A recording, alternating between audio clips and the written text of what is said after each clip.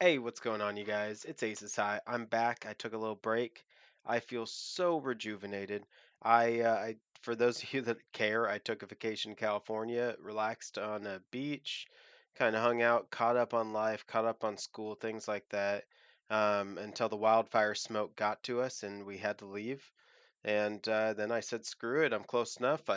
I cruised over to Reno, Nevada, and spent a day there. And then I went over to the Redwood National Forest and hung out with some of the biggest trees in the world. I mean, I hung out where they filmed, Endor from Star Wars. So I thought that was pretty cool. But anyway, I'm back. I am like totally ready. I'm feeling it. I got so much more time now, and I figured today we're just gonna hop back into history before we get into anything crazy. And we're gonna start with continuing our Ottoman series. So we watched one video before I took a break, and that's it.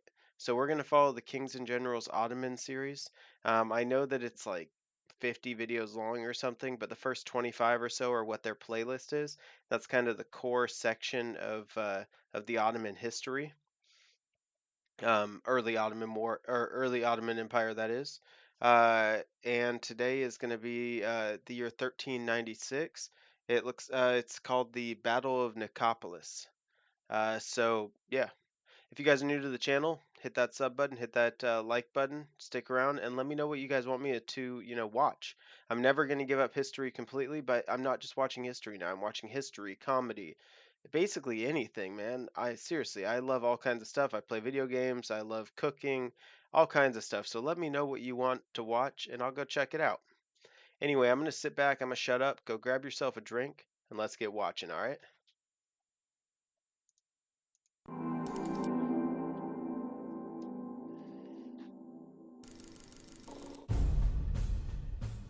In our previous video, we covered the Battle of Kosovo in Yeah, 1389 okay, yeah, between the yeah. Ottoman Empire and a broad alliance of the Balkan peoples led by Serbia. If you guys It haven't was seen the that, go first check out the real link. test the Ottomans faced in Europe, and despite the loss of their sultan and heavy casualties, their invasion of Europe continued. But the new conquerors would be confronted by an even bigger challenge during one of the last crusades, just 7 years later at Nicopolis. Although the Ottomans suffered significant losses at Kosovo, they had Right. enough resources to go on with their military campaigns. The new Sultan, Bayezid I, married the daughter of the Prince of Moravia and Serbia, Lazar, who died during the battle, and his son Stefan became the vassal of the Ottomans. At the same time, Stefan was recognized as the leader of Serbia and granted autonomy. With most of the Central Balkans firmly under his control, the Sultan attempted to conquer the southeast of Anatolia and moved his forces there. Wallachian Prince Mircea the Elder and the King of Hungary Sigismund I used that to capture the strategically important Nicopolis, situated on the banks of the Danube River, in 1392, and also restored a Bulgarian princedom in Tarnovo. However, Bayezid gained a quick victory in his war against Turkish Beyliks, and in 1393 took back the majority of the lost lands and even started conducting raids into Wallachia. Nicopolis was recaptured shortly after. Despite the fact that Mircea scored a victory against Bayezid in 1395 at Ravenna, it was clear to the Hungarian king that he would need additional forces to stop the Ottoman incursion, and It's he true. called for a crusade. Well, that's the thing too is I mean, again, I don't know too much about the history of the Ottoman Empire, but I know that they were a incredible empire at one point. And they have a hell of a lot more growing than just what we see right there. Um, yeah, I mean, if I were them, I'd look out for sure. The Hundred Years' War between France and England had already been raging for decades, and many of their Yeah, neighbours were also involved. There was also the problem of the schism in the Catholic Church, which now had two popes, and the grudge between the Catholic and Orthodox churches, where the they sack had. of Constantinople was. Oh, hold on. It had two popes at the time. What's the story behind that? Was that part of the Hundred Years' War? Like, was that something that came out of it? Let me know if you guys know. I would actually, now that they bring it up, I would love to watch a video on the Hundred Years' War. That'd be a lot of fun. was still a point of contention. Still, as France and England had signed a truce a few years before, Sigismund found many allies. Both popes supported the crusade, alongside the kings of England and France and the biggest feudal lord of France, the Duke of Burgundy, Philippe. Burgundians, who formed the core of the crusading army, would be nominally led by the young son of the Duke, the Count of Nevers, Jean. Philippe also had some seasoned commanders to balance his son's inexperience. Knights Hospitaller, Venetian and Genoan navies, and smaller groups of knights from England, Aragon, Poland, Bohemia, the Holy Roman Empire and the Teutonic Order also agreed to join. Okay. So it's a full-on crusade against the Ottomans. Arrived at the city of Regensburg in April of 1396 to use the Danube River to travel downstream to Budapest. In July, they reached the Hungarian capital, where Sigismund joined them. A secondary group, consisting of Hospitaller, Venetian and Genoan navies, converged in Rhodos, entered the Black Sea, and moved into the Danube and upstream. In September, the Crusaders entered Bulgaria and reached the city of Vidin. The ruler was a vassal of the Sultan, but upon the arrival of the crusading army, he opened the gates and allowed them to massacre the small Ottoman garrison. The army then moved against Oryahovo. The local population and garrison tried to surrender to Sigismund, who accepted the offer, but the Crusaders didn't honor the agreement. Hundreds of Muslim and Orthodox citizens were killed, and at least a few thousand were made prisoners. On the 8th of September, the Hospitaller-led fleet reached Nicopolis, and 2 days later, the Crusaders started the siege. As the fortifications were recently improved and the Crusaders lacked adequate siege equipment, they chose to blockade the city in the hope that this would force Bayezid to attack them. Many legends claim that the Ottoman Sultan learned about the Crusader movement due to the betrayal of one of the European leaders. But, in any case, Bayezid's army was besieging Constantinople when the Hospitaller navy crossed the Dardanelles, and that was the moment he lifted the siege and started moving to the north. The Sultan sent a message to his main vassal and relative, Stefan Lazarevich, to move towards Bulgaria at once. By the 24th of September, Bayezid and Stefan Lazarevich were in the vicinity of Nicopolis. I gotta tell you, every time that I see Constantinople or modern day Istanbul, it just blows me away what a strategic spot it is to put the city right there. It's that gateway between the seas, and just it's a fantastic, fantastic spot. Very defensive. I mean, just it really is an incredible, incredible spot for a city. Contemporary sources offer varying and at times fantastic numbers of troops, with some claims being in the hundreds of thousands. However, modern historiography is much more modest. On the one hand, Sigismund probably used only a portion of his forces, and the core of the Crusader army was from France. Other European contingents were much smaller than the Burgundian one. Taking all of this into account, 20,000 to 25,000 troops seems to be an absolute maximum for the Crusaders. On the other side, the Ottomans lost a large number of their warriors at Kosovo less than a decade before Nicopolis, and Bayezid probably had at least some of his forces in Anatolia, as the situation there also wasn't stable. So even with the support of his Balkan vassals, he probably had numbers similar to those of the Crusaders.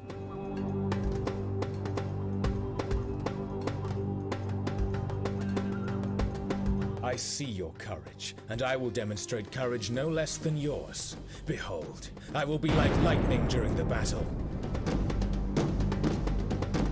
It is said that on the 24th of September, the Crusader forces were able to ambush a small group of enemy scouts and destroy it, which only made them more confident. Okay, They yeah. also But you don't want to executed get the prisoners overconfident. taken at the beginning of the war.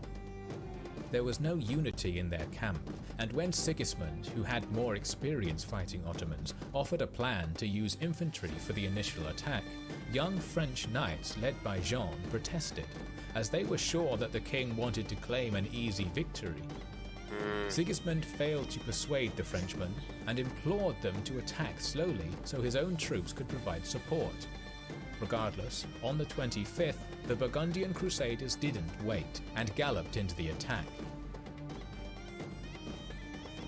Bayezid placed his archers in the centre on the slope of a hill, with Akinji riders in front of them, in the hopes that his light cavalry would be able to provoke the Crusaders to move against the archers, who were also defended by stakes. Anatolian Sepahis were on the left, while Balkan Sepahis were on the right. In the second line, the Sultan had... I don't think I've ever really thought about that, but could you imagine how good of a defense having stakes in front of your people are? I mean, think about it.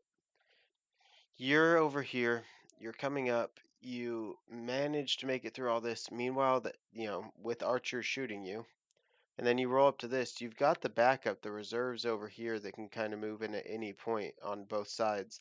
And meanwhile, again, the whole time the archers are shooting you. And then you get up to here, what do? You can't just charge in. You actually have to take time to remove the stakes to at least make a path, or slowly go between them if there's room. And meanwhile, I mean, I've said it twice, the archers are shooting at you. It really does make quite the difference. Had his Janissary Guard, the remainder of the Sipahi forces, and the Serbian cavalry of Stefan. The Burgundians saw the Akinjis and attacked what they thought was the main Ottoman force. However, the latter were much quicker and started drawing the Crusaders towards the centre while sending arrows their way. The Akinjis managed to evade the heavy cavalry charge and retreat to the flanks, while the Crusaders continued uphill where they were met with another volley of missiles. Although the knights were in heavy panoply that arrows failed to penetrate, their horses were wounded and killed. I believe it. It is said that at this point half of the Burgundians either lost their steeds or dismounted to remove the stakes. There it is again. As this barricade was destroyed, just like I was saying, you have to take all that time as you're being shot at to remove the stakes. And now you're stuck without horses in the middle of the field, in the middle of the battlefield. The Crusaders attacked the Ottoman archers, who had almost no armour and very light melee weapons, so soon after, the archers were routed and started retreating uphill. At this point, a smaller group of Sipahis moved to attack the Crusaders head-on, but withdrew shortly after the contact. Younger Crusaders were celebrating the victory and didn't listen to their more experienced counterparts, who advised to rest and wait for the remainder of the army. Jean and others were sure that they had won the day and just needed to pursue the Sultan in his retreat.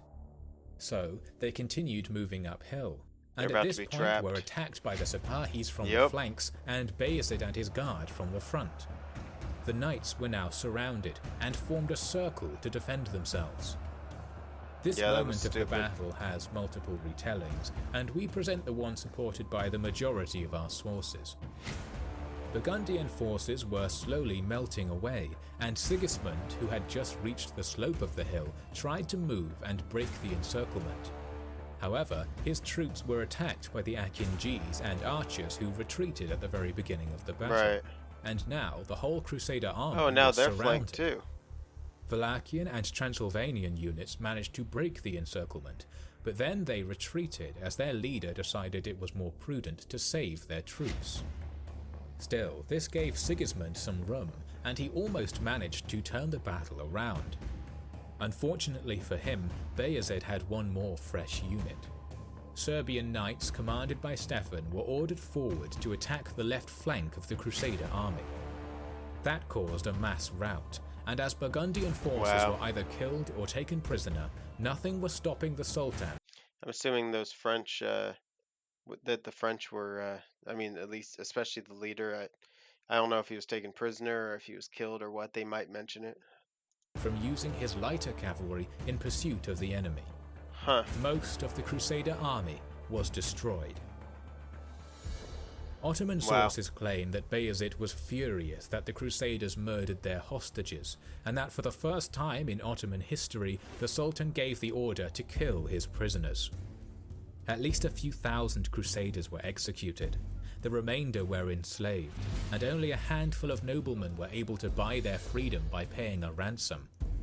Thus ended one of the last crusades.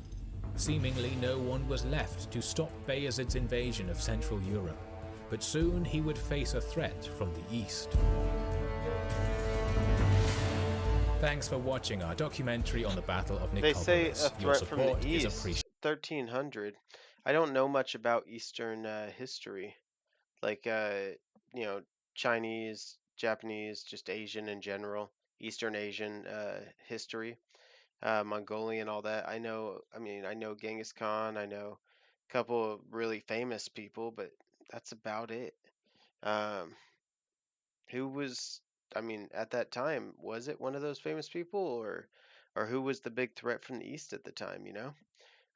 Anyway, let me know if you know, okay? I really would appreciate it. This is probably a good time to let you guys know. I don't think I'm going to be posting every day. I figured I really like doing this, and I was getting really burnt out from posting every day. So I think I'm going to post like 4 times a week. I think I'm not going to have a set schedule, but I'm going to stick to about Sunday, Tuesday, Thursday, Saturday, or something like that. So both days on the weekend, and then you know, Tuesday, Thursday throughout the week, something like that, give or take. But anyway, hope you guys dug it. I am going to be posting some more British stuff, some more comedy, all that jazz coming up soon. But till next time, this is Ace I love y'all, and I'm glad to be back, and I'm out.